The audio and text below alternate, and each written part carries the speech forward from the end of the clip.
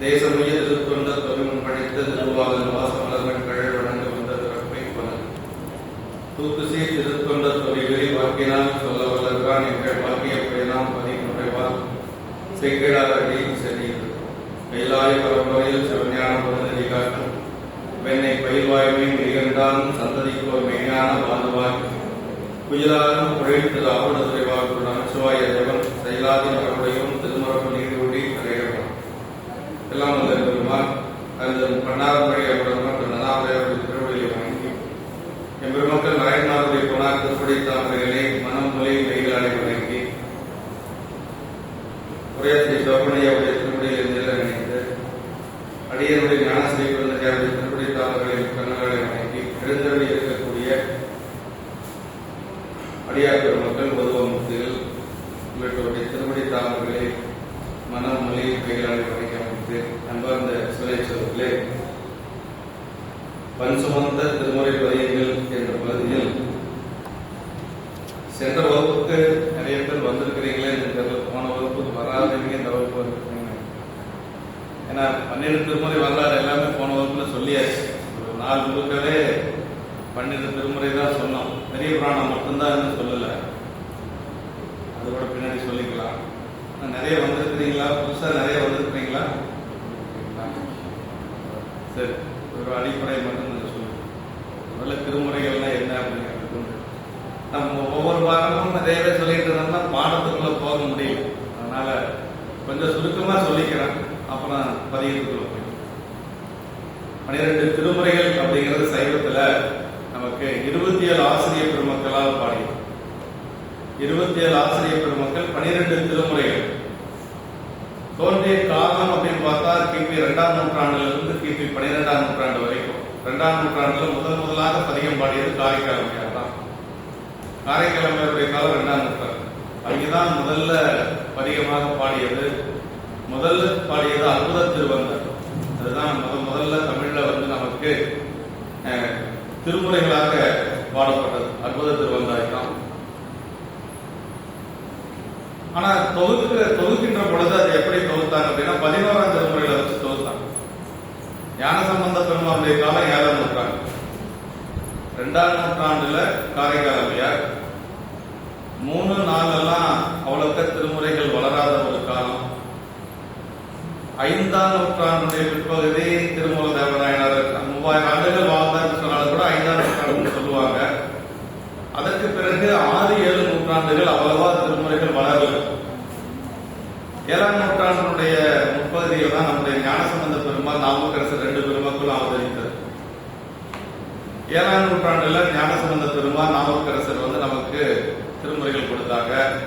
8ஆம் நூற்றாண்டு மணிவாசர் பெருமாள் சொல்லுவாங்க. மணிவாசர் பெருமாள் 8ஆம் நூற்றாண்டா 3ஆம் நூற்றாண்டான்னு யாராலையும் சொல்ல முடியல. கால ஆராய்ச்சியாளர்களே கணிக்க முடியாத ஒரு காலம் மணிவாசர் பெருமாளுடைய காலம் தான். 3ஆம் நூற்றாண்டுன்னு சொல்லுவாங்க, அதே மாதிரி 8ஆம் நூற்றாண்டுன்னு சொல்லுவாங்க. இது ஒரு பக்கம் இருக்கு. அப்புறம் 9ஆம் நூற்றாண்டுல சேரமான் பெருமாள் நாயனார், சுந்தரமூர்த்தி சாமிகள் இவங்க எல்லாம் வந்தாங்க.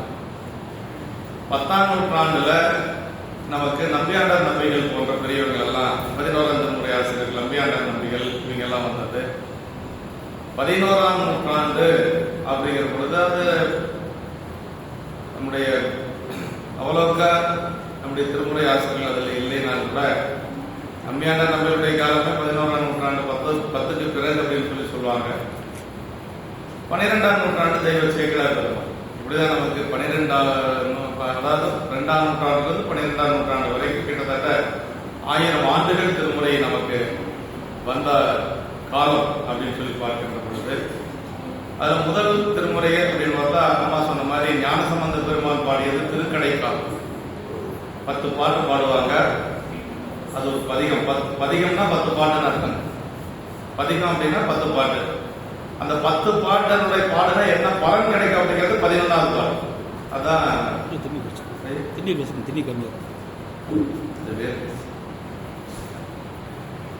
10 பாட்டனுடைய மாடலுடைய பலன் என்ன அப்படிங்கிறது 11ஆவது பாட்டு திருக்கடைக்காப்புன்னு சொல்லுவார்.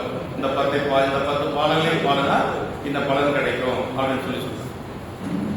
உதாரணத்துக்கு சொல்லணும்னா நெடுங்கல திருப்பதிகம்னு வச்சுங்களேன். நெடுங்கல திருப்பதிகத்துல மறையுடையாய் அப்படிங்கிறது கடைசி பாட்டு நீடவல்லவார் சடையான் பெயர் நெடுஞ்சலத்தை சேடர்வாது மாமருகே சிறமருத்துவ நடத்தால் நாடவல்ல பணவன்மாறு ஞான சம்பந்தன் சொன்ன பாடல் 10 பாடவல்லார் பாவம் பறைய வேண்டும்.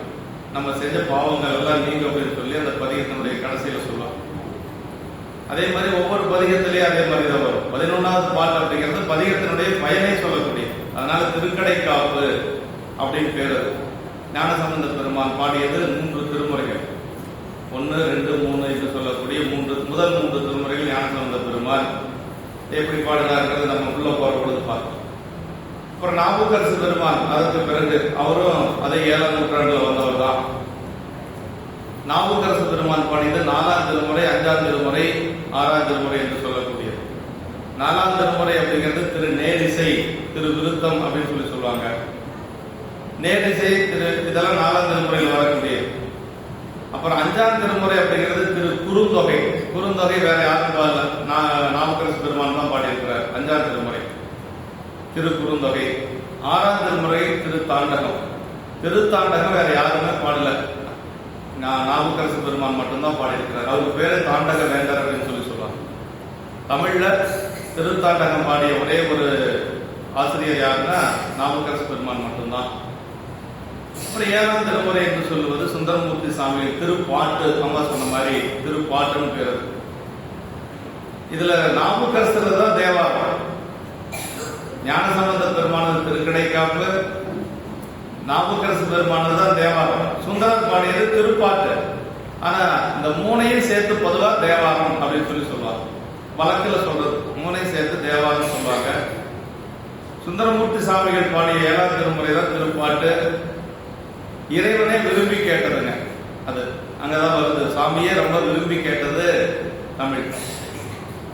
சுந்தரரை ஆட்கொள்கின்ற பொழுது வெண்ணெய் நல்லூர்ல சாமி கேட்கிறார், இறைவன் எப்படிப்பட்டவன்னா சிவபெருமான் வேண்டுதல் வேண்டாமை இல்லாதவன் சொல்லி வள்ளுவர் பெருமான் சொல்றார். வேண்டுதல் வேண்டாமை இல்லாததை சேர்ந்தாருக்கு யாண்டும் இடம்பெயில.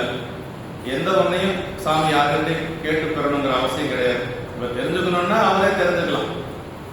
அவருக்கு எல்லா ஆற்றலும் உண்டு. முற்றறி உணர்தல் அப்படின்னு ஒரு 8 குணங்கள் அது ஒன்று. அது நமக்கெல்லாம் கிடையாது. நமக்கு யாராவது சொன்னாதான் நம்ம அறிவித்தால் அறியக்கூடியதான் நம்ம எல்லாம் ஆன்மாலாம். ஆனா பெருமான் அப்படி அல்ல, தானே அறியக்கூடியவன். இருந்தாலும் கூட சுந்தரரை ஆட்கொள்கின்ற பொழுது சாமி கேட்கிறார், நமக்கும் அன்பின் பெருகிய சிறப்பின் கர்ச்சனை பாட்டேயாகும் ஆதலால் மண்மையில் நம்மை சொற்றமில் பாடுகின்றார் தோமரை பாடும் வாயால் அப்படின்னு. வேதங்களை எல்லாம் சொன்ன சிவபெருமான் சுந்தராவுடைய திருவாக்கின் மூலமாக தமிழ் பாடு அப்படின்னு சொல்லி சொன்னார். சுந்தரா பாடு அப்படின்னு சொல்லியிருந்தா அவருக்கு வடமொழியும் தெரியும். அவர் சிவாச்சாரியார் தான், ஆதிசைவ குடும்பத்தில் பிறந்தவர் தான் சுந்தரர். அதனால அவருக்கு வடமொழியும் தெரியும். அதனால சாமியை சொல்லி கேட்கிறார், சொற்றமில் பாடுகின்றார் தூமரை பாடும் வாயா அப்படின்னு சொல்லி சொன்னார். இறைவனை விரும்பி கேட்டு அதற்கு பிறகு சுந்தரர் வந்து யார் சாமி போதிலாவதே குணப்பெரும் கடலே நாயன் யாதினை அறிந்து என் சொல்லி பாடுகிறேன் அப்படின்னு சொல்லி நிற்கிறார். சாமி உங்க பெருமை என்ன, என்னுடைய சிறுமை என்ன, நான் எப்படி பாட முடியும் அப்படின்னு சொல்லி கேட்கின்ற பொழுதுதான் சாமியே சொன்னார், பித்தன் என்றே பாடுவாய் அப்படின்னா. ஏன்னா முதல்ல பித்தன்னு சொன்னதுனால பித்தன் என்றே பாடுவாயினார். பித்தாத்திரை சூடி என்று சொல்லி அவர் அந்த பதிகத்தை முதல் பதிகத்தை வெண்ணெய்நல்லூர் பாடுறார். ஞானசம்பந்த பெருமான் அது சுந்தரமூர்த்தி சாமிகள் பாடியது 7ஆம் திருமுறை 100 பதிகம். ஞானசம்பந்த பெருமான் பாடியது 385 பதிகம். நாவுக்கரசு பெருமான் பாடியது 310 பதிகம். ஒரு பதிகம்னா 10 பாட்டு.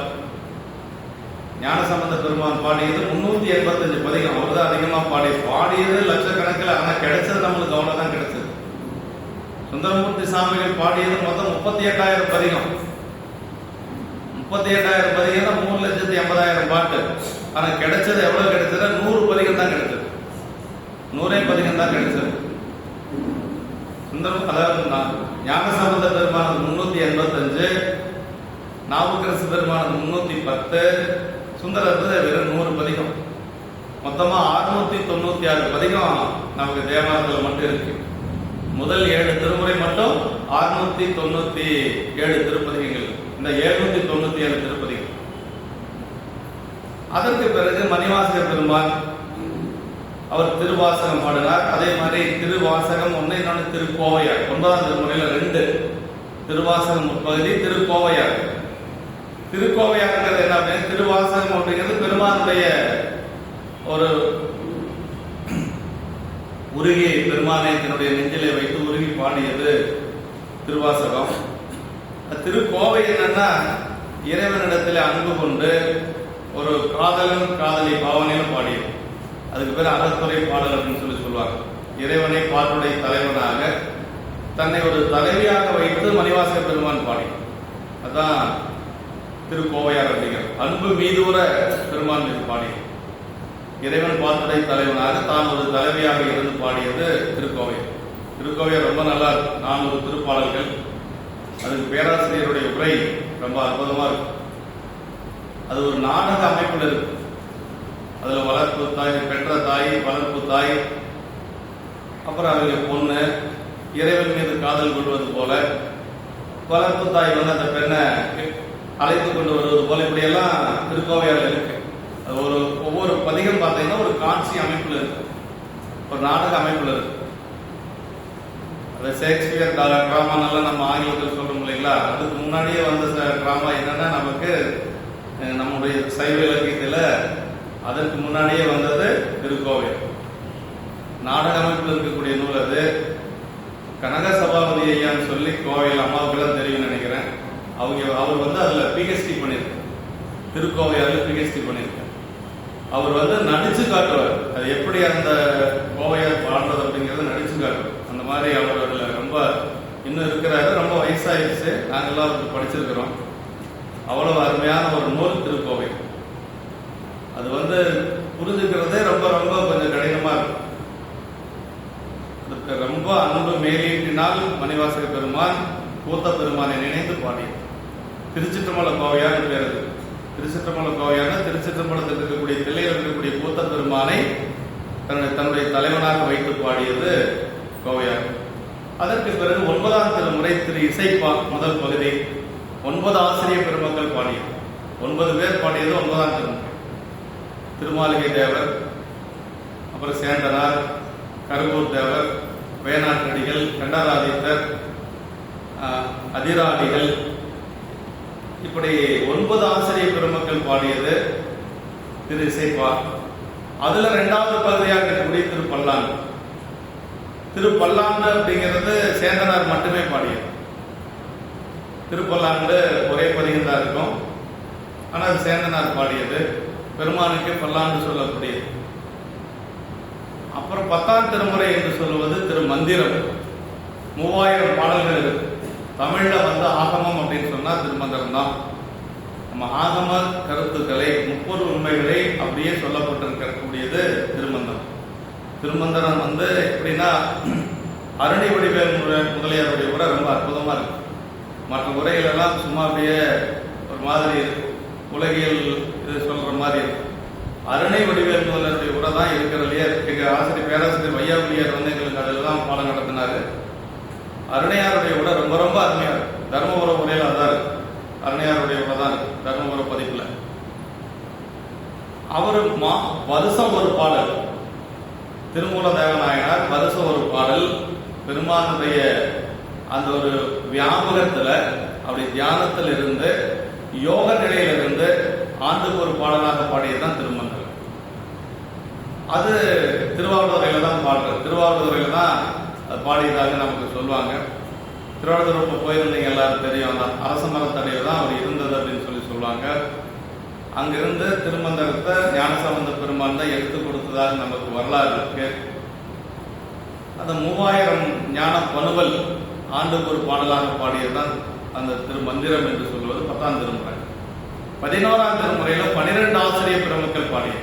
11ஆம் திருமுறை காரைக்கால் அம்மையார், பட்டணத்தடிகள், அப்புறம் நம்பியாண்டார் நம்பிகள், நம்முடைய சிவபெருமானே அதில் பாடியிருக்க ஆலவாய் சொக்கநாத பெருமான், மதிமலை குடிசை மாடக்கூடல் என்று சொல்லக்கூடிய திருப்பாசுரம் என்று சொல்லக்கூடியது நம்முடைய சாமியே வந்து ஒரு திருமுறை ஆசிரியர்.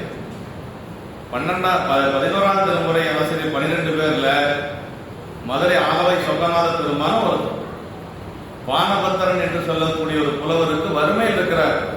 அவருக்கு பொருள் வேண்டும் என்று சொல்லி சேரமான் பெருமான் நாயனார் கொடுங்கல்லூர்ல இருக்கிறார் கேரளாவில். அவருக்கு ஒரு கடிதம் கொடுத்துடுறார். எப்படி கடிதம் எழுதணுங்கிறத அங்கதான் பார்க்கணும். நம்ம யார் எழுதுறது, கடிதம் எழுதுறது யார் அப்படிங்கிறது முதல்ல வரும். அப்புறம் யாருக்கு கடிதம் எழுதுறோம் அப்படிங்கிறது வரும். இந்த கடிதம் கொண்டு வரக்கூடியவர் எப்படிப்பட்ட ஆள் அப்படிங்கிறது வரும். 3 அதுல ஒரு அந்த காலத்திலேயே கடிதம் எழுதியிருக்கிறார். சிவபெருமானே கடிதம் எழுதியிருக்கிறார். மதிவழி புலிசை மாட மதிவளர் புலிசை இல்ல மதிவழி புலிசை மாடல் கூடல் பதிமிசை நிலவு பாக்கிரம் பதிச்சிறகு அன்னம் பயிர்களில் ஆலவாயில் மன்னிய சிவஞான் மொழிதர் மாற்றம். யார் எழுதுனது அப்படிங்கிறது முதல்ல சொல்றார். ஆலவாயில் இருக்கக்கூடிய சிவபெருமான் ஆகிய நான் எழுதியது அப்படின்னு சொல்லி சொல்றார். அப்புறம் யாருக்கு எழுதுனது அப்படிங்கிறதே அவரே எழுதுறாரு.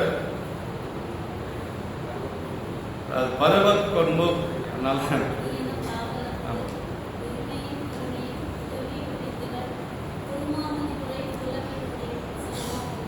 சேரலன் காங்க அப்படின்னு சொல்லி வரும். சேரமான் பெருமான் நாயனாருக்கு எழுதுற அப்படிங்கிறதே அவருடைய சாமியா சொல்லிடுறாரு. சேரமான் பெருமான் அதை யார் எழுதுனதுங்கிறத அவர் சொல்லிட்டு அடுத்தது சேரமான் பெருமான் நாயனாருக்கு அப்படின்னு சொல்லி எழுதி அப்புறம் அந்த கடிதம் கொண்டு வரவர் எப்படிப்பட்டவர் அப்படிங்கிறதையும் சொல்றாரு. என்ன சொல்றாருன்னா, தன்போல் என்பால் அன்பன் தன்பான். அதான் ரொம்ப முக்கியங்க. நீ எப்படி என் மேல அன்பா இருக்கிறையோ அதே மாதிரி அவனும் என் மேல அன்பா இருக்கும். தன்போல் என்பால் அன்பன் தன்பான் காண்பது கருதி போந்தனன் மான் பொருள் கொடுத்து வரவிடுப்பது அப்படின்னாரு. அருமையான இடங்கள். நீ அங்கேயே வச்சுக்காத அவனை. அவனுடைய தகுதிக்கு என்ன பொருள் வேணுமோ அதை கொடுக்கணும். எப்படி கொடுக்கணும்னா நல்ல நியாயமான வழியில நேர்மையான வழியில் சம்பாதித்த பொருளா இருக்கணும். மான் பொருள் அப்படின்னா உயர்ந்த பொருளா கொடுத்து அவனை அனுப்பிச்சுன்னா அங்கேயே வச்சுக்காரு அப்படின்னு சொல்லி சிவபெருமானே ஒரு கடிதம் கொடுத்து நம்முடைய சேரமான் பெருமான் நாயனாருக்கு கொடுத்து விட்டது. ஆனா அவர் கடிதத்தை கொண்டு போனா அவர் என்ன செஞ்சார் அப்படின்னா, சாமியே ஒரு கடிதம் கொடுத்து விடுறாருன்னா எப்படி இருக்கு. முதல்ல அப்படியே அவரால் அந்த ஆனந்தத்தை தாங்க முடியல. அந்த கடிதம் கொண்டு வந்து வர விழுந்து வணங்கி அவர் அப்படியே எல்லாரும் கூட்டிட்டு போய் அவர் ஆசனத்தில் உட்கார வச்சு, இனிமேல் நீதான் ராஜா, நான் உங்களுக்கு கீழே வேலை செய்யறேன் அப்படின்ட்டாரு சேரமான் பெருமான் நாயனார். நம்மளால இருந்தா அப்படியே செட்டில் ஆயிருப்போம் நம்ம இல்லையா. ஆனா அவர் அப்படி இல்லை. எனக்கு அது உத்தரவு இல்லை. என்னுடைய தகுதிக்கு என்னவோ அதை மட்டும் கொடுங்க. நான் மீண்டும் மதுரைமதி போகணும். மதுரைமதி போய் சொக்கநாத பெருமானை பாடணும் அப்படின்னு என்ன வேணுமோ அதை மட்டும் வாங்கிட்டு அவர் மீண்டும் மதுரைமதி போயிட்டார். எல்லாம் பெரிய புராணத்தில் ரொம்ப விரிவா இருக்கு. 11ஆம் திருமுறை எவ்வளவு சிறப்புடைய காரைக்கால் அம்மையார் பாடியது. சிவபெருமானே அம்மா என்று சொல்லி ஒரு பெருமை காரைக்கால் அம்மையாருக்கு உண்டுங்க.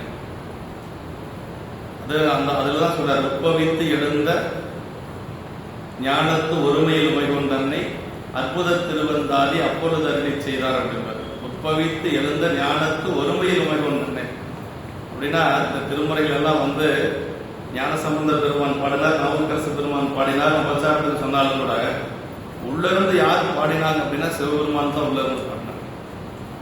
இளம்பையங்கூட்டூர் தேவாரத்தில் சொல்றார் ஞானசம்பந்த பெருமான், எனதுரை தனதுரையாக அப்படின்னா. எனதுரை தனதுரையாக அப்படின்னா நாம் பாடல, இந்த பாடலெல்லாம் யாரு? சிவபெருமான்.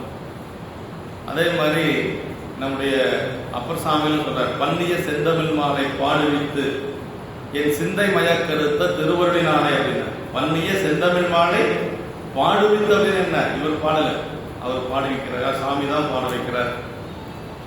அதே மாதிரி மணிவாசகர் பெருமான் சொல்றாரு, நாயேனை தன்னடிகள் பாடுவித்த நாயகனை அப்படின்னு.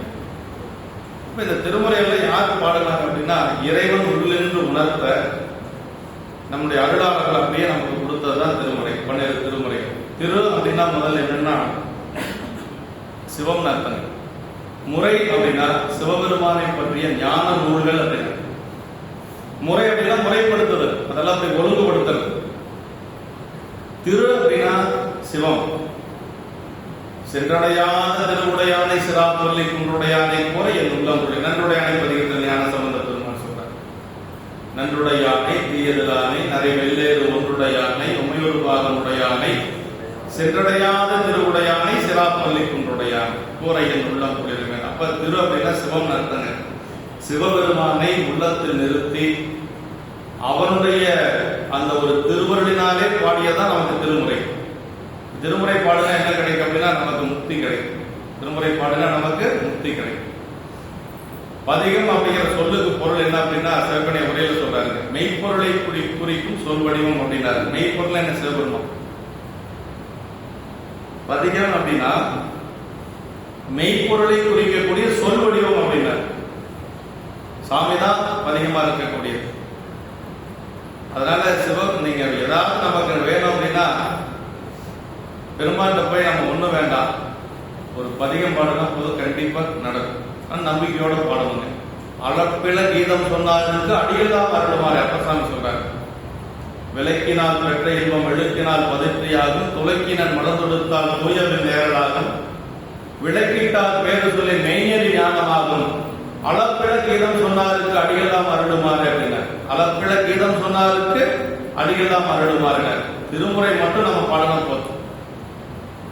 இப்ப 11 திருமுறைகள் நமக்கு இப்படி பாடப்பட்டது. 12 எல்லாமே இறைவனை பற்றியது. 11 திருமுறைகளும் இறைவனை பற்றியது. இப்ப 12ஆம் திருமுறை என்று சொல்லக்கூடிய பெரிய புராணம் மட்டும் அடியார்களை பற்றி பாடியது. 4286 பாட்டு. சிவபெருமானை அடியெடுத்து கொடுக்க, கூத்த பெருமான் அடியெடுத்து கொடுக்க, சேக்கிழார் பெருமான் நமக்கு பாடியதுதான் பெரிய புராணம்.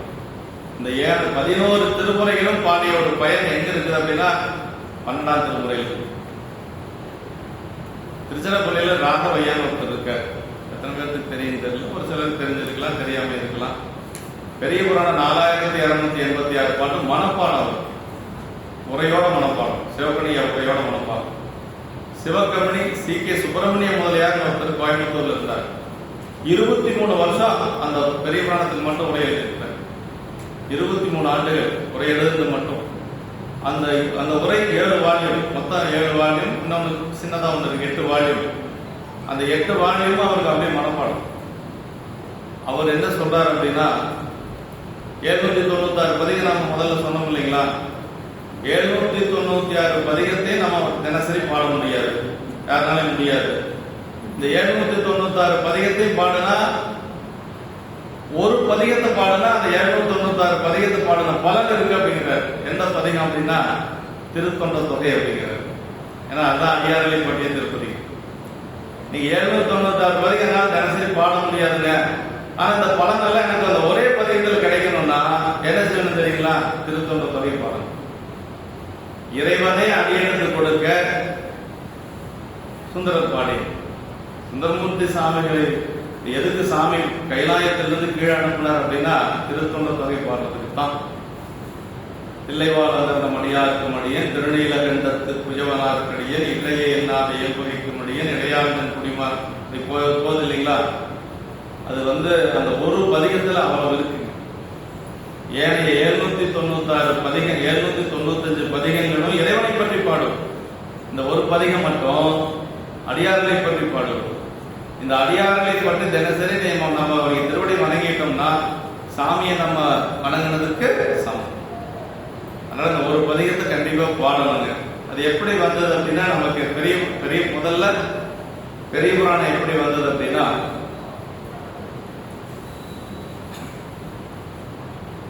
12ஆம் நூற்றாண்டு வரைக்கும் பார்த்தோம்னா 12ஆம் நூற்றாண்டுல சோழ பேரரசு மிகப்பெரிய சாம்ராஜ்யம். சோழ பேரரசு அப்படின்னா நம்ம நினைக்கிற மாதிரி சோழ நாடு அப்படின்னா தஞ்சாவூர், திருவாரூர், நாகப்பட்டினம் இது கிடையாது. தமிழ்நாடு, கேரளா, கர்நாடகா, ஆந்திரா, பீகார், தெற்கு பீகார் வரைக்கும் சோழ மன்னர்கள் ஆட்சி செஞ்சிருக்கிறாங்க. அதுபோக மலேசியா போய் அவர்கள் ஆட்சி செஞ்சிருக்கிறாங்க, இலங்கை போய் ஆட்சி செஞ்சிருக்கிறாங்க, கங்கை வரைக்கும் போயிருக்கிறாங்க. இந்த கங்கை கொண்ட சோழன் சொல்றோம் இல்லையா, கங்கை கொண்ட சோழபுரம், ராஜேந்திர சோழனுடைய ஆட்சி வடநாட்டு வரைக்கும் போயிருந்திருக்கு. அப்படி அவர்கள் வெற்றி கழிப்பில் இருக்கிற பொழுது அனபாய சக்கரவர்த்தி என்று சொல்லி 2ஆம் குலோத்துங்க சோழன் ஆட்சி செஞ்சிட்டு இருக்கிறார். அவர் ஆட்சி செய்து கொண்டிருக்கிற பொழுது கொஞ்சம் சைவம் கொஞ்சம் குறைவா இருக்கு. அந்த காலகட்டத்தில் வெற்றிக்கு பஞ்சமே கிடையாது. நாட்டுல எந்த ஒரு பஞ்சம் இல்லை, எங்க போனாலும் வெற்றி. ஆனா சைவம் கொஞ்சம் குறைஞ்சிருக்கு. அரசன் என்ன செஞ்சார் அப்படின்னா சீவக சிந்தாமணி அப்ப ஒரு நூல் இருந்து, சீவக சிந்தாமணி அப்படிங்கிறது சமண காப்பியம். அதுல என்ன இருக்குன்னா பெண் இன்பத்தை பத்தி தான் இருக்கு, உலகியல் இன்பங்களை பற்றி, பெண் இன்பத்தை பற்றி தான் இருக்கு. அரசனே அதைத்தான் படிச்சுட்டு இருந்தார். அப்ப சேக்கிழார் பெருமானுக்கு அப்ப மந்திரி சபையில முதலமைச்சர் சேக்கிழார் பெருமான், அவர் தான் எல்லாத்துக்கும் மேல முதன்மை அமைச்சர் அவர் தான். அவர் பார்த்தாரு, நாட்டுல எந்த ஒரு குறையும் இல்லை, ஆனா சைவம் இல்லை அப்படிங்கிறது மனசு வருத்தமா இருந்தவர். அப்பர் சாமியுடைய தேவாரத்தில் சொல்வார், பாலனாய் கழிந்த நாளும் வளிமலர் கோதை மார்ந்தா மேலனாய் கழிந்த நாளும் மெலிவோடு முப்பு கோலனாய் கழிந்த நாளும் குறிக்கோள் இல்லாத கேட்டேன் அப்படின்னு சொல்றார். அது மாதிரி அந்த ஒரு இதை அவர் மனசுல எல்லாம் இருக்குதான், ஆனா சைவம் இல்லையே என்று சொல்லி அவர் வருந்திட்டு இருக்கிற பொழுது நேரா அவர் என்ன செய்யறாருன்னா அனபாய சக்கரவர்த்தியிட்ட போறார். அனபாய சக்கரவர்த்தியிட்ட போய் அவர் என்ன சொல்றாரு அப்படின்னா, சேக்கிழார் பெருமான் அப்ப வயசு அவருக்கு ஒரு 30 வயசு இருக்கும், அவ்வளவு. போயிட்டு நீங்க படிக்கக்கூடிய இந்த நூல் சீவக சிந்தாமணி உலகில் இன்பங்களை சொல்லக்கூடியது. இதனால இம்மைக்கும் பயன் கிடையாது, மறுமைக்கும் பயன் கிடையாது. இம்மை பயனா இப்ப, அப்புறம் மறுமை பயனா அடுத்த பிறகுல எந்த ஒரு பயனும் கிடையாது. இது உலகில் இன்பங்களை சொல்லக்கூடிய நூல் அப்படின்னு சொல்றாரு. அப்ப அரசர் கேட்கிறாரு, அப்ப இம்மைக்கும் மறுமைக்கும் பயன் தரக்கூடிய நூல் எது, நீயே சொல்லு அப்படின்னு சொல்றாரு. இதுதான் சமயம் சொல்லி அவர் என்ன செய்யறாரு அப்படின்னா, 63 நாயன்மார்கள், 9 தொகையடியார்கள், அவர்கள் தான் எப்படி வாழ வேண்டும் என்று வாழ்ந்து காட்டிய பெருமக்கள், குறிக்கோளோடு வாழ்ந்தவர்கள், கொள்கையோடு நின்று காட்டிய பெருமக்கள் அவங்க தான். அவர்களுடைய வரலாற்றை சுந்தரமூர்த்தி சாமிகள் ஒரு பதிகம் பாடியிருக்கிறார். ஆரூர் பெருமான் அடியெடுத்து கொடுக்க, திருவாரூர் தியாகேச பெருமான் அடியெடுத்து கொடுக்க, தில்லைவால் அன்னர்தம் அடியாத்திரம் அடியன் என்று சொல்லி அடியெடுத்து கொடுக்க சுந்தரர் பாடியிருக்கார் ஒரு பதிகம். திருத்தொண்ட தொகை என்று சொல்லி ஒரு பதிகம் பாடியிருக்கிறார். அதுதான் முதல் நூல். அந்த நூலை வைத்துக் கொண்டு பொல்லாம் பிள்ளையாருடைய அருள் பெற்ற திரு நாரையூர் அப்படின்னு சொல்லி, அவர் தான் திருமுறை எல்லாம் தொகுத்தவர் நாரையூர் தான். நாரையூர் பொல்லா பிள்ளையார் அருள் பெற்ற நம்பியாண்டார் நம்பிகள். பொல்லாம் பிள்ளையாரோட அருள் பெற்ற ஒரு பிராமண குழந்தை திருநாரையூர்ல நம்பியாண்டார் நம்பிகள் என்று சொல்லி, அவர் பொல்லாம் பிள்ளையார் ஆதி உள்ளிருந்து உணர்த்த திருத்தொண்டர் திரு அந்தாதி அப்படின்னு சொல்லி ஒரு நூல் செஞ்சிருக்கிறார். ஒரு நாயன்மாரை பத்தி ஒரு பாட்டு, ஒரு சில நாயன்மார் மட்டும் 2 பாட்டு பாடியிருக்கோம். அதிகபட்சம் ஒரே பாட்டு தான் இருக்கும். அந்த ஒரு பாட்டுல அந்த நாயன்மாருடைய பேர் இருக்கும், அவருடைய ஊர் இருக்கும், அவருடைய குளம் இருக்கும், என்ன தொண்டு செய்தார் அப்படிங்கிறது ஒரே பாட்டுல இருக்கும். நம்பியாண்டார் நம்பிகள் பாடியது. அப்ப இந்த 2 நூல் தான் இருக்கு, பெரிய புராணம் அப்ப இல்ல. சேக்கிழார் பெருமான் அதை சொல்றார், அனபாய சக்கரவர்த்தி சொல்றார், இந்த 2 நூல் தான் இம்மை மறுமை பயன்களை கொடுக்கக்கூடியது. இதை தான் நம்ம எல்லா மக்களுக்கெல்லாம் நம்ம கொண்டு போய் சேர்க்கணும் அப்படின்னு சொல்லி அவர் சொல்ற பொழுது அரசன் என்ன செஞ்சார் அப்படின்னா, அப்படின்னு நீங்களே சொல்லுங்க அப்படின்னாரு. உடனே அவர் என்ன செஞ்சாருன்னா, உடனே சொல்லல, நேரம் அவர் என்ன பண்ணார், கூத்த பெருமான் போனார். தில்லையம்பதி போய், பெருமானே இந்த அடியாருடைய பெருமைகள் எல்லாம் எனக்கு எப்படி தெரியும், நீங்க தான் எனக்கு உள் நின்று உணர்த்தணும் என்று சொல்லி பல்வேறு ஆதாரங்களை எல்லாம் திரட்டி அந்த திருத்தொண்டர் திரு அந்தாதியை வச்சு ஒரு பாட்டை வச்சு என்னென்னவெல்லாம் இருக்கு, அதெல்லாம் அவங்களுடைய வாழ்க்கை முறையெல்லாம் ஓரளவுக்கு தெரிஞ்சிருக்கு. இப்ப கூத்த பெருமான் போய் முறையிடுகின்ற பொழுது கூத்த பெருமான் ஆயிரங்கால் மண்டபத்தில் இருந்து அவருக்கு உலகலாம் அப்படின்னு சொல்லி அடியெடுத்து கொடுத்தார். அந்த உலகலாம் அடியெடுத்து கொடுத்து சித்திரை மாசம் திருவாதிரை நட்சத்திரம், சித்திரை மாசம் திருவாதிரை நட்சத்திரத்துல உலகலாம் சொல்லி அடியெடுத்து கொடுக்கிறாரு. அவர் பாட்டுக்கு சேக்கிழார் பெருமான் பாட ஆரம்பிச்சுட்டார். அப்படி பாடி அந்த அந்த ஒரு வருஷம் அந்த புராணம் நடக்குது. அந்த ஒரு வருஷத்துக்கு தங்கறதுக்கு இடம், சாப்பாடு, எல்லா வசதியும் அனபாய சக்கரவர்த்தி செஞ்சு கொடுக்கிறார். ஆயர்கால் மண்டபத்தில் தினசரி வகுப்பு நடக்கிறது, தினசரி புராணம் சொல்றாங்க. ஒரு வருஷம் ஆயிடுச்சு. அடுத்த வரக்கூடிய சித்திரை திருவாதிரையில இந்த புராணத்தை அரங்கேற்றம் செய்யணும் என்று சொல்லி எல்லாருக்கும் தெளிவாக முதலாக எல்லாரும் அந்த புராணத்தை அவர் பாடிய அந்த 12ஆம் திருமுறையாக இருக்கக்கூடிய பெரிய புராணத்தை, அப்ப பெரிய புராணம் பேர் கிடையாதுங்க, திருத்தொண்டர் புராணம் தான் அதுக்கு பேரு. அவன் 10வது பாட்டுல பேர் வருது, இங்கிதன் நாமம் கூறின் இவ்வுலகத்து முன்னால் தன்கிரல் இரண்டில் மாக்கள் சிந்தையை சார்ந்திருக்கின்ற பொங்கி இருளை ஏனை புறையிருள் போக்குகின்ற செங்கதிரவன் போல் நிற்கும் திருத்தொண்டர் புராணம் என்பார் என்று சொல்லி சேக்கிழார் பெருமான் திருத்தொண்டர் புராணம் தான் சொல்றார். அப்புறம் எப்படி பெரிய புராணம் ஆச்சு அப்படின்னா, பின்னாடி வந்தவங்க தான் பெரிய புராணம் பெயர் வச்சாங்க. செயற்கரிய செய்வர் பெரிய, சிறிய செயற்கரிய செய்களாக வள்ளுவ பெருமான் சொல்றார் இல்லையா, செயற்கரிய செயல் செய்ததனால் அது பெரிய புராணம். அவர்களுடைய வாழ்க்கை வரலாற்றுக்கு பேரு பெரிய புராணம்னு பேரு. பெரிய புராணம் 4286 பாட்டு தான். கம்பராமாயணம் 10,500 பாட்டுக்கு மேல, கந்தபுராணம் 10,000 பாட்டுக்கு மேல. அதெல்லாம் பெரிய புராணம் கிடையாது. 4286 பாட்டு இருக்கக்கூடிய இதுதான் பெரிய புராணம். அப்படின்னா எண்ணிக்கையான பெரிய புராணம் கிடையாது, செயற்கரிய செயல் செய்ததனால பெரிய புராணம்.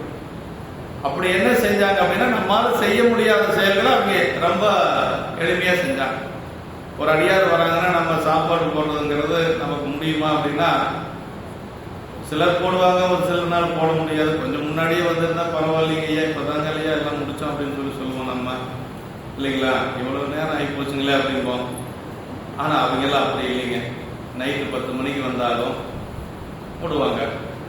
அவரு இளையான்குடி நாயனார் என்ன பண்ணாருன்னா, விதைச்ச நெல்லை எடுத்துட்டு வந்து, அந்த மலையில மிதந்து கொண்டிருந்த நெல்லையெல்லாம் எடுத்துட்டு வந்து அந்த சேற்றையெல்லாம் அலம்பி அதை வறுத்து உண்மையெல்லாம் போக்கி அரிசி எடுத்து சாப்பாடு செஞ்சு, குழம்புக்கு ஒன்றும் இல்லை, கீரையெல்லாம் பறிச்சுட்டு வந்து, இப்படியெல்லாம் நம்ம செய்ய முடியுமா?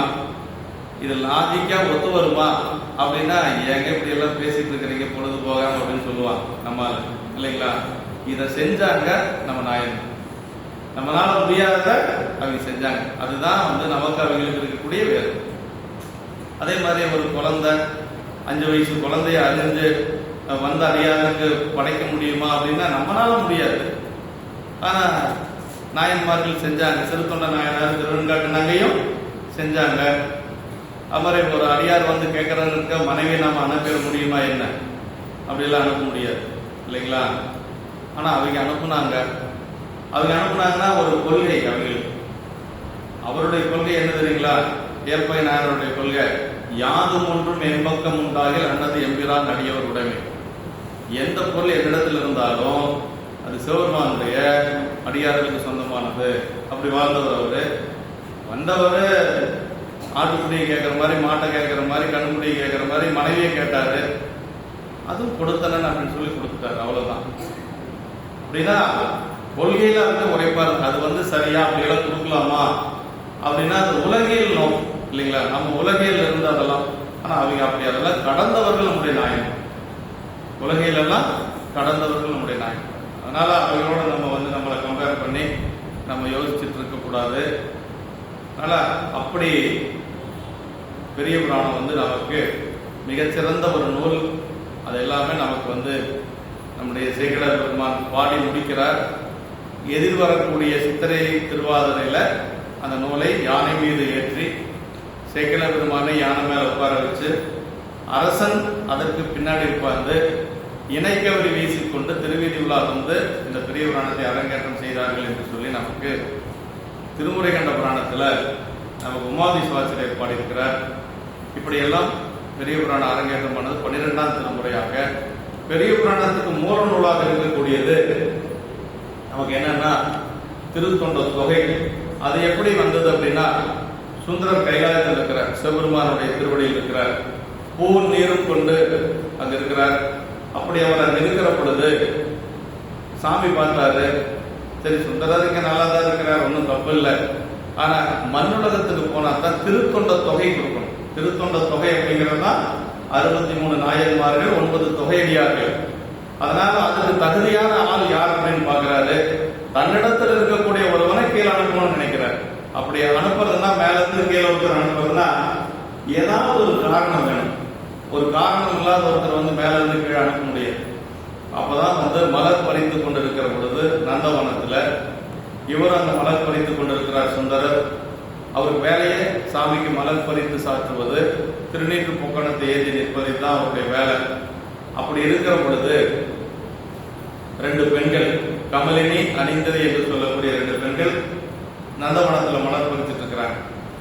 அப்படி மலர் பறிக்கிற பொழுது இப்படி திரும்பி பார்த்துட்டாரு. அவ்வளவுதான், வேற ஒன்றும் கிடையாது. திரும்பி பார்த்துட்டு அவர் பாட்டுக்கு மலர் பறிச்சுட்டு சாமி கிட்ட போறாரு.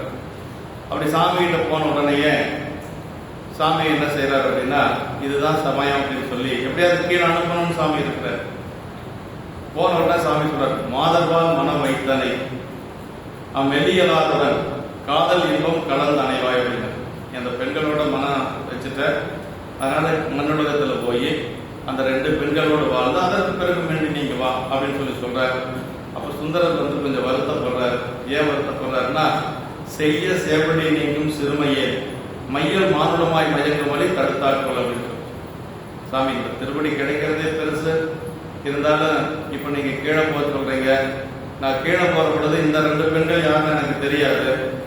அப்ப வேறொரு பெண்ணிடத்துல மனம் செல்லுகின்ற பொழுது நீங்கள் தடுத்தாட்கொள்ளணும்னு ஒரு விண்ணப்பத்தை அங்க சாமிகிட்ட வச்சுட்டு வர்றாரு. அதான் ஏன் அந்த 2 பெண்களை பார்த்தார் அப்படிங்கிறதுக்கு சேக்கிழ பெருமான் காரணம் சொல்றாரு. மாதவம் செய்த தென்திசை வாழ்ந்திட தீதில்லா திருத்தொன்ற தொகை தர போதுவார் அவர் மேல்மனம் போக்கிட காதல் மாதவம் காட்சியில் கண்ணினார். மாதவம் செய்த தென்திசை வாழ்ந்திட தீதில்லா திருத்தொன்ற தொகை தர போதுவார் அவர் மேல்மனம் போக்கிட காதல் மாதவம் காட்சி. அதான் 2 காரணம். இந்த தென்திசை வாழ வேண்டும் என்பதற்காக, தீதில்லா திருத்தொண்ட தொகை தர வேண்டும் என்பதற்காக. தீதில்லா திருத்தொண்ட தொகைனா அந்த திருத்தொண்ட தொகையில தீமை இல்லை, நம்முடைய தீமைகளை இல்லையாக செய்யக்கூடிய திருத்தொண்ட தொகை. அப்படிதான் நம்ம பொருள் எடுக்கணும். தீதில்லா திருத்தொண்ட தொகைனா நம்முடைய தீமைகளை இல்லையாக செய்யக்கூடிய, நமக்கு இருக்கக்கூடிய தீமையிலேயே பெரிய தீமை என்ன தெரியுங்களா? ஆணவ மலம் தான். அந்த ஆணவ மலம் போயிடுச்சுன்னா நமக்கு பிறப்பு இல்லை. அதை நீக்கணும் அப்படின்னா திருத்தொண்ட தொகை நமக்கு வேணும். அதனால சாமி வந்து கீழே அனுப்புறார். அப்படியே சாமி கிட்ட விண்ணப்பிச்சுட்டு வர்றார். அவர் நாவலூர்ல அவதரிக்கிறார். ஒரு சிவாச்சாரியர் குடும்பத்துல சடையனாருக்கு இசைஞானியாருக்கு மகாங்க அவதரிக்கிறார். அவங்க 2 பேரும் கமலினி என்று சொல்லக்கூடியவர் பரவிநாச்சியாராக திருவாரூர்ல, அணிந்ததை என்று சொல்லக்கூடியவர் சங்கிலி நாச்சியாராக திரு ஒட்டியூர்ல அவதரிக்கிறாங்க. அப்புறம் அப்படியே போகுது. அதற்கு பிறகு இவர் திருமணம் வேறொரு பெண்ணுக்கு நடக்கின்ற பொழுது சாமியை வந்து தடுத்தாட்கொள்றார். வினைகளில் தடுத்து ஆட்கொண்டு அதற்கு பிறகுதான் பதிகம் பாடுறார். அப்படியே பல தலங்களை வழிபாடு செய்து கொண்டு திருவாரூர் போறார். அப்படி திருவாரூர் செல்லுகின்ற பொழுது பரவிநாச்சியாரோட திருமணம் அதெல்லாம் பெரிய வரலாறு. பரவிநாச்சியாரோட திருமணம் நடக்கிறது. திருமணம் முடிஞ்சாச்சு. திருமணம் முடிந்ததற்கு பிறகு சாமியை வணங்குறதுக்காக போறார். அப்படி சாமியை வணங்குறதுக்கு போறவரு கிழக்கு கோபுரம் வழியா வர்றார். திருவாரூர் போனவங்களுக்கு தெரியும், கிழக்கு கோபுரம் வழியா வந்தா வலதுகை பக்கமா தேவாசிரியன் திருக்காவனம் இருக்கு. எத்தனை பேர் பார்த்தீங்கன்னு எனக்கு தெரியல. தேவாசிரியன் திருக்காவனம் இருக்கு. அங்கதான் அடியார்கள் எல்லாம் இருப்பாங்க. அந்த அடியார்களை வணங்கிட்டு தான் நம்ம உள்ள போகணும் அப்படிங்கிறது ஒரு விதி. வேற எந்த கோயிலுக்கு போனாலும் சரி, எப்படி வேணாலும் போகலாம். திருவாரூர் போனோம்னா கிழக்கு கோபுரம் வழியா போய் தேவாசிரியர் வணங்கிட்டு தான் உள்ள போகணும். தேவாசிரியர்ல தான் அடியார் மக்கள்லாம் இருப்பாங்க. அப்படி அந்த திருக்கூட்ட சிறப்புன்னு இருக்கு பாருங்க பெரிய புராணத்துல. அது 10 பாட்டும் அடியார்களை பற்றியதுதான். பூவார் திசை மகன் இந்தியரன் பூமிசை மாவால் அகலத்து மால் முதல்வானவர் ஓவாதி அவர்கள் நிறைந்துரையில் உள்ளது தேவாசிரியர் திருக்காமலாம் இந்த 10 பாட்டு. அப்படி செல்லுகின்ற பொழுது அடியார்கள் நிரம்பிருக்கிறாங்க. சுந்தரர் பார்த்தாரு, அவங்க எல்லாம் நேரில் போய் வணங்குறதுக்கு தமக்கு தகுதி இல்லை, அதனால நான் மனசுலயே வணங்கிக்கிறேன் அப்படின்னு சொல்லிட்டு அப்படி வணங்கிட்டு உள்ள போறார். அப்படி போற பொழுது சாமி கிட்ட சொல்றாரு, இவருக்கு யான் அடியேனாக பண்ணும் நாள் என்னால் அப்படின்னு அப்படி வணங்கி கொண்டே போறாரு. ஆனா பக்கத்தால ஒருத்தர் விரல்மண்ட நாயனார் இருக்கிறாருங்க. அவர் எப்படின்னா, முதல்ல அடியார்கள் திருக்கூட்டத்தை வணங்காதவங்களை யாரா இருந்தாலும் அவர் வணங்க மாட்டார். முதல்ல அவர் கேரளாவில் செங்கனூர் என்று சொல்லக்கூடிய ஊர், அந்த ஊரை சார்ந்தவர். அவர் பேர் விரல்மண்ட நாயனார். முதிரும் அன்பின் பெருந்தொடர் முறைமை என்ற கூட்டத்தை அருள்முன் பெற்று இறைவர் பாதம் தொலை பெற்றார் என்று சொல்லி சொல்வார். முதல்ல அடியார்கள் கூட்டத்தை வணங்குறது, அதற்கு பிறகு கோயிலுக்குள்ள போய் சாமியை வணங்குறது இப்படி. ஆனா அவர் பார்த்துட்டே இருக்கிறாரு. சுந்தரன் அங்க போல. இவர் என்ன நினைச்சுக்கிறார் அப்படின்னா, சுந்தரன் இறைவனுக்கு தோழர் அப்படிங்கிறதுனால, ஆர்வ பெருமான் தோழருங்கிறதுனால அடியாத வணங்காத போறான். அதனால சுந்தரன் பிறகு திருக்கூட்டத்துல நாங்க ஒதுக்கி வைக்கிறோம் அப்படின்னு சொன்னது மட்டும் இல்லாம என்ன சொல்றாருன்னா, அடியார்களை வணங்காத சுந்தரனை ஆட்கொண்டு சிவபெருமானே பிறகு அப்படிங்கிறார். நம்ம சமயத்தினுடைய தலைவரே சிவபெருமானே பிறகு அப்படின்னு சொல்லி ஒதுக்கி வைக்கிறார். அப்பதான் ஆரூர் பெருமான் சத்தம் போட்டாராம், எப்ப நான் நான் அடியார்களோட தான் இருக்கிறேன், என்ன பிறகுன்னு சொல்லலாமா அப்படின்னு சொல்லி இறைவனே சொன்னதாக சேக்கிழார் பெருமான் நமக்கு சொல்றார். அடியாருடன் நாம் உலகு என்று சொல்லி ஆரூர் பெருமானே சொன்னதாக சேக்கிழார் பெருமான் நமக்கு வெள்ளமண்ட நாயனார் புராணத்தில் பதிவு செய்கிறார். அப்படி செல்லுகின்ற பொழுதுதான் சாமியை பார்க்கிறார். சாமி உள்ள போறதுக்கு முன்னாடி அவர் இறங்கி அந்த வாயில்ல காட்சி கொடுக்கிறார் சுந்தரருக்கு. திருவடியை 11 முறை வணங்குறார். 11 முறை திருவடியை வணங்கிட்டு சாமியே அவர்களுடைய பெருமைகளை எல்லாம் சொல்றார். பெருமையால் தம்மை ஒப்பார், பேணலால் எம்மை பெற்றார், ஒருமையால் உலகை வெல்வார், ஊனமேல் ஒன்றும் இல்லார், அருமையால் நிலையில் நின்றார், அன்பினால் இன்பம் வாழ்வார், இருமையும் கடந்து நின்றார், இவரணி அடைவாய் என்று சொல்லி சுந்தரரை அவங்க பெருமைகளை எல்லாம் சொல்லி, சுந்தரா அந்த திருக்கூட்டத்தோட போய் நீ சேர்ந்துக்கோ அப்படின்னு சொல்றார். மீண்டும் அவர் அந்த திருக்கூட்டத்தில் போய் இணையறார். இணைஞ்சு எல்லாத்தையும் வணங்குறார். வணங்கி சுந்தரர் மீண்டும் சாமி கிட்ட வருகின்ற பொழுது சாமியே என்ன சொல்றாரு அப்படின்னா, சுந்தரர் பார்த்து சொல்றார், நீதியால் அவர்கள் தம்மை பணிந்து நீ நிறை சொல் மாலை கோதிலா வாய்மையாலே பாடல அண்ணல் கூற அப்படின்னு அவங்கள முதல்ல வணங்கி, எப்படி முறைப்படி வணங்கணுமா, முறைப்படி வணங்கி அப்புறமா நீ திருத்தொண்ட தொகை பாடு அப்படின்னு சொல்றார். அப்புறம் சுந்தரர் என்ன செய்யறாரு அப்படின்னா, அங்கேயே அதே மாதிரி தான் சாமி நான் வணங்கியெல்லாம் எல்லாம் பண்ணிடுறேன், ஆனா முதல்ல எப்படி பாடுறதுன்னு எனக்கு தெரியாது, நீங்க தான் அடியெடுத்து கொடுக்கணும் அப்படின்னு சொல்லுகின்ற பொழுதுதான் சாமியே அடியெடுத்து கொடுக்கிறார். எல்லாத்தையும் முதல்ல போய் வணங்குறார். தூரத்தை திருக்கூட்டம் பலமுறையால் பொழுது அன்பு சேரத்தாழ்ந்து எழுந்தருது சென்றே நின்றலியா வீரத்தால் எல்லாருக்கும் தனித்தனி வேரடியல் என்று ஆர்வத்தால் திருத்தொண்ட தொகை பதிகம் அருள் செய்கிறார். எல்லாத்தையும் போய் வணங்குறார். ஒவ்வொருத்தரா பேர் சொல்லி வணங்குறார். அப்புறம் திருத்தொண்ட தொகை பாடினார் என்று சொல்லி சேக்கிழார் நம் பெருமான் நமக்கு பெரிய புராணத்தில் சொல்லப்பட்டிருக்கு. அப்படி அவர் தில்லைவாழ் அடியாருக்கும் அடியேன் என்று சொல்லி திருவாரூர் பெருமானை அடியெடுத்து கொடுக்கிறார். அவர் எனக்கு பாட தெரியாதுன்னு சொன்ன உடனே திருவாரூர் பெருமானை அடியெடுத்து கொடுக்கிறார். அப்புறம் திருநீலகண்டத்து புயவனாருக்கடியே இல்லை என்னாதைய வைக்க முடியும்னு சொல்லி அவர் பாடி முடிக்கிறார். அதற்கு பிறகு அவர் அங்கிருந்த பெருமானுடைய திருவடியை போய் வணங்கி கொண்டு செல்லுவதாக நமக்கு அங்கு சொல்லப்பட்டிருக்கு. அப்ப பெரிய புராணத்துக்கு முதல் நூல் திருத்தொண்ட தொகை ஆரூர் பெருமான் அடியெடுத்து கொடுக்க சுந்தரர் பாடியது. அதற்கு அடுத்தது வகை நூல் என்று சொல்லுவது நம்பியாண்டார் நம்பிகள் திரு நாரையூர்ல பாடியது. அப்புறம் விரிநூல் என்று சொல்லுவது பெரிய, இப்படிதான் பெரிய புராணம் நமக்கு வந்தது என்று சொல்லி இந்த அளவுக்கு நம்ம கொஞ்சம் 12 திருமுறைகள் எப்படி வந்ததுங்கிறத போன வகுப்புல ரொம்ப விரிவாகவே பார்த்தோம். இப்ப நம்ம கொஞ்சம் சுருக்கமா பார்த்திருக்கிறோம். ஞானசம்பந்த பெருமானுடைய தேவாரம் பார்த்தோம்னா அதுக்கு முன்னாடி துதிகள் இருக்கு, 4 துதி இருக்கு இல்லைங்களா?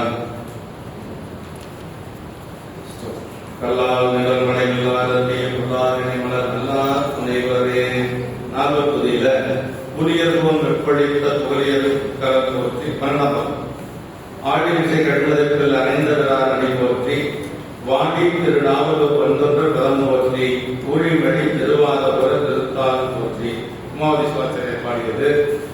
ஊழியர்வோன் வெப்படைத்த புகழியர்வோன் கலல் போற்றிங்கிறது அதெல்லாம் பெரிய புராணம் ரொம்ப உள்ள போனால் தான் தெரியும். மதுரையம்பதியில் ஆட்சி செய்து கொண்டிருந்த நின்றசி நெடுமான் என்று சொல்லக்கூடிய அரசன் மங்கையர்கரசியாருடைய கணவனார் இல்லைங்களா? அவருக்கு வெப்பு நோய் வந்தது. ஏன் வெப்பு நோய் வந்தது அப்படின்னா, அவர் சமண மன்னன். அவர் சமணரா இருந்ததுனால சைவர்கள் ஞானசம்பந்த பெருமானோடு சென்ற அடியார்கள் ஒரு மடத்துல தங்கியிருக்காங்க. அந்த மடத்துக்கு தீ வச்சாரு. சமணர்களுடைய பேச்சை கேட்டு தீ வச்சதுனால என்னாச்சு அப்படின்னா, அந்த தீயானது அவருக்கே வெப்பு நோயாக சென்றது.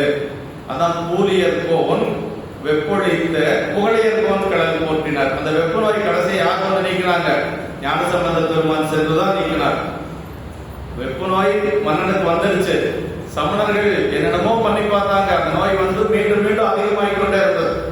அப்பதான் ஞானசம்பந்த பெருமானை வர வைத்து நம்முடைய மங்கையர்கரசியாக குலசரி நாயனாரும் பதிகம் பாடி மந்திரம் ஆவது நீர் வானவர் வேறது நீர் பதிகம் பாடி அந்த நோய் நீக்கப்பட்டது. அதான் பூலியர்கோன் அப்படின்னா இந்த பூமியை ஆட்சி செய்த அரசன்.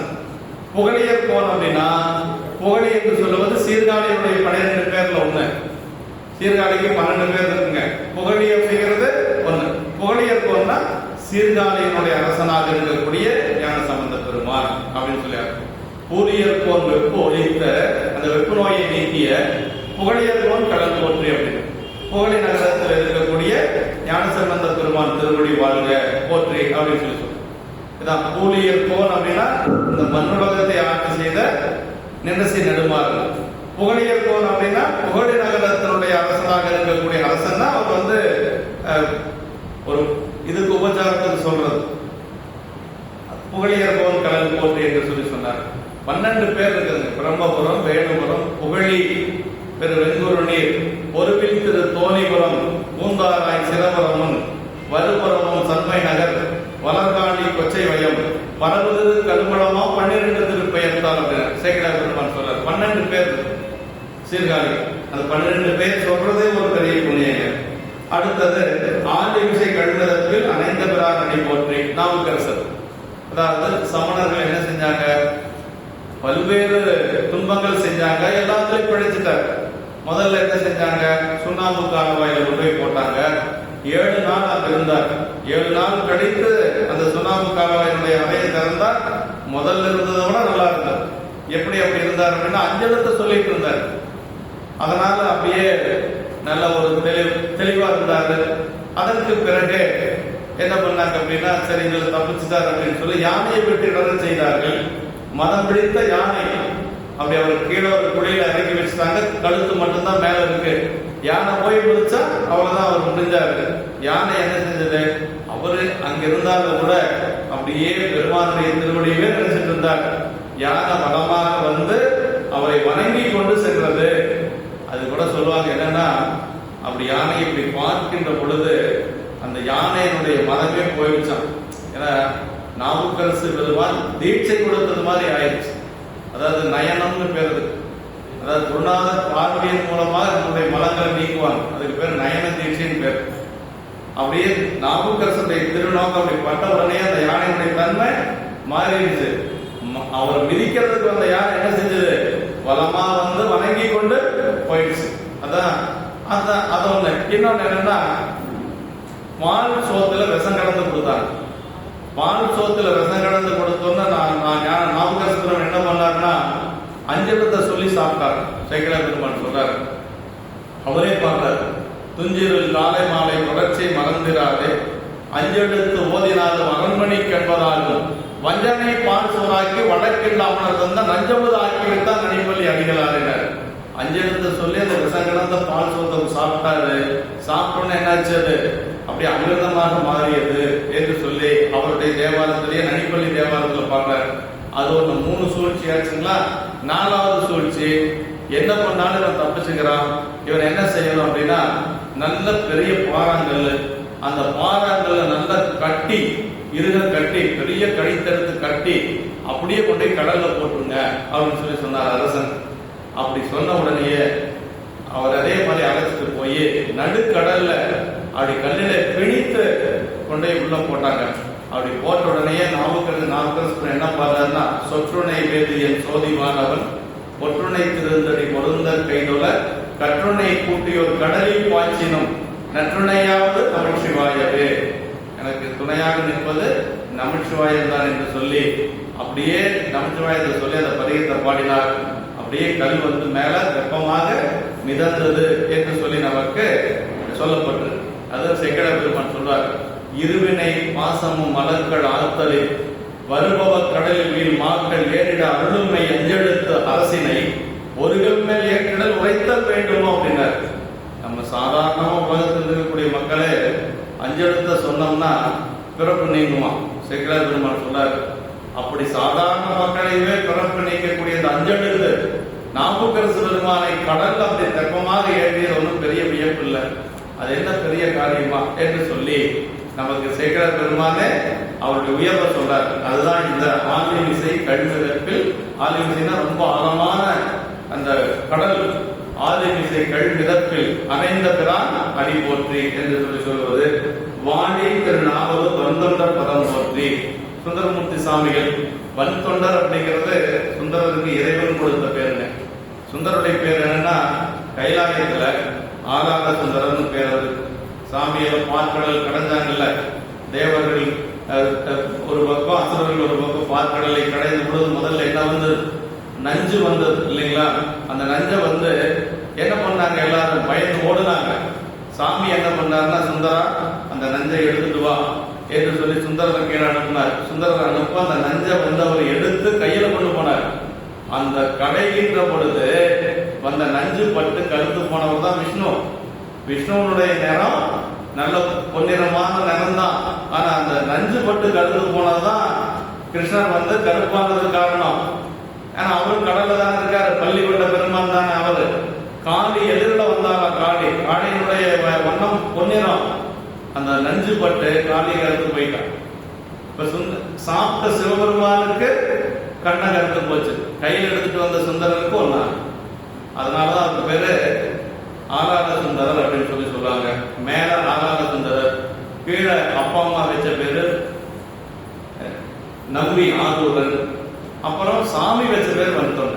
ஏன்னா எடுத்து பேசுனதுனால அந்த ஆட்கொள்ளுகின்ற பொழுது வெண்ணையூர்ல அடிமை அப்படின்னு சொன்னா நான் அடிமை இல்லை அப்படிங்கிறது. நான் ஒரு அந்தணன், இன்னொரு அந்தணருக்கு அடிமையா பேச இன்று உன்னை கேட்ட பித்தனோ மறையோட சாமியை பார்த்து உங்களுக்கு பைத்தியம் பிடிச்சிருச்சு, இந்த பெரியவருக்கு பைத்தியம் பிடிச்சிருச்சு, பித்தனோ மறையோ அப்படின்னாரு. அதனால சாமியை என்ன சொல்லிட்டாரு அப்படின்னா, மற்ற நீ வன்மை பேசிட வன்தொண்டன் என்னும் நாமம் பெற்றனை, நமக்கும் அன்பின் பெரிய சிறப்பின் அச்சனை வார்த்தை யாரும் அப்படின்னாரு.